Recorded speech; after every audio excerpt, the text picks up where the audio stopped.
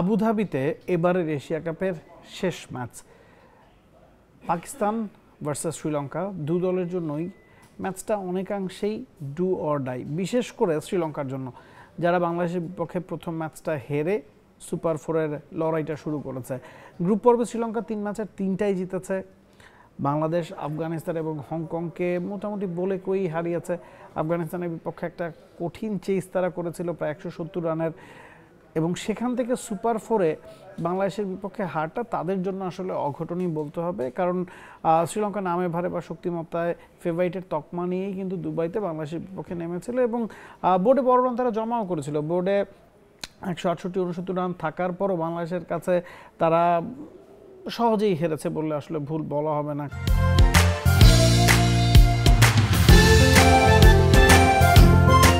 কারণ শেষ 2-3 ওভার আগেই কিন্তু বাংলাদেশ ম্যাচের দখল পুরোপুরি নিয়ে নিয়েছিল। তো শ্রীলঙ্কার জন্য সেটা অবশ্যই বড় একটা সেটব্যাক এবং শ্রীলঙ্কাকে এই ম্যাচটা জিততেই হবে।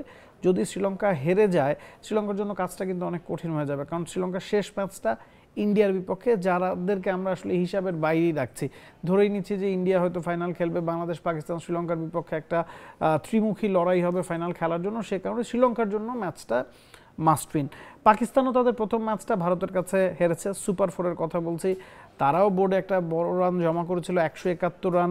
দুবাইতে ভালো রান, অবশ্যই আপনাকে মানতে হবে যে ভালো রান। 5 উইকেট হাতে থাকার পরও 171 রান নিয়ে তারা কিন্তু কনভিন্স হয়েছিল যে হ্যাঁ, এই রানটা তারা ডিফেন্ড করতে পারবে না, কিন্তু ভারতের ব্যাটিং অর্ডারের সাথে আসলে পেরে ওঠেনি পাকিস্তান। প্রথম ম্যাচটা হারার পর তাদেরও অনেকাংশেই দেয়ালে পিঠ থেকে গেছে। যেহেতু বাংলাদেশ একটা ম্যাচ জিতে গেছে, পাকিস্তানও এই ম্যাচটা জিততেই চাইবে। আর যদি শ্রীলঙ্কা পাকিস্তানকে হারিয়ে দেয়, সেক্ষেত্রে এক ম্যাচ জয়ের পরও কিন্তু ফাইনাল খেলার একটা ইকুয়েশন থাকে। বাংলাদেশ, পাকিস্তান, শ্রীলঙ্কা 3টা দলের সামনেই, 3টা দলই যদি নিজেদের মধ্যে একটা করে ম্যাচ জেতে এবং ইন্ডিয়ার কাছে যদি 3 দলই হেরে যায়, মানে ইন্ডিয়া যদি 3টা ম্যাচের 3টাই জেতে এবং এই 3টা দল যদি একটা করে ম্যাচ জেতে, সেক্ষেত্রে কিন্তু রান রেটের একটা ইকুয়েশন চলে আসবে। তো শ্রীলঙ্কা যদি ইন্ডিয়ার কাছে হারে, এটা আপনি ধরে নেন শ্রীলঙ্কার জন্য পাকিস্তানের সাথে ম্যাচটা মাস্ট উইন। আর পাকিস্তান যদি এই ম্যাচটা শ্রীলঙ্কার কাছে হেরেও যায়, পাকিস্তানের সামনে সুযোগ থাকছে বাংলাদেশকে একটা বড় ব্যবধানে হারিয়ে, এবং ইন্ডিয়া শ্রীলঙ্কাকে হারাবে, ওই ইকুয়েশন দিয়ে পরের পর্বে যাওয়ার।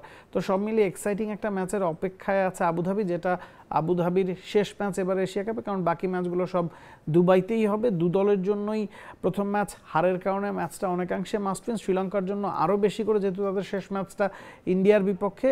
তো এক্সাইটিং একটা ম্যাচের অপেক্ষায় সবাই আছে এবং একটা টান উত্তেজনার ম্যাচ আপনি হয়তো পর্যবেক্ষণ করতে পারবেন টি স্পোর্টসের পর্দায়। Nabil Kaiser, T Sports. For more updates, subscribe to our YouTube channel and click on the bell icon. Follow us on Facebook and Instagram. Download T Sports app to enjoy exciting games and highlights. Visit tsports.com.